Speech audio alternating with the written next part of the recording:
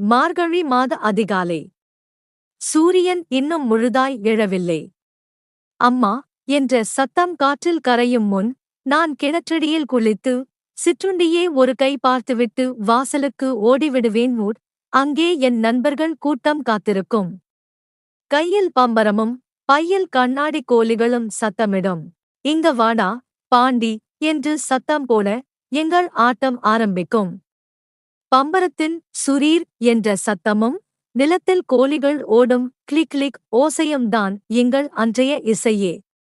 பம்பரச் சண்டையிலும் கோலி பந்தயத்திலும் நான் தான் கிங். மதிய வேளையில் நிழல் தரும் ஆலமரத்தடியில் கிள்ளி தாண்டு ஆட்டம் களைகட்டும். பிறகு ஆடு புலி ஆட்டம் ஆடுவது அது வெறும் ஆட்டமல்ல, எங்களின் அறிவு வளர்ப்பதற்கான பயிற்சி. பிறகு ஊஞ்சல் ஆடுவதும். மாலையில் சோர்வை நீக்க ஊர் முழுவதும் நிரம்பும் வரை ஓடிப் பிடித்து விளையாடுவோம். வியர்க்க விறுவிறுக்க சத்தம் கேட்கும் அந்த நாட்கள். சின்ன சின்ன சண்டைகள், நிறைய சிரிப்புகள், முடிவில்லா சந்தோஷம்.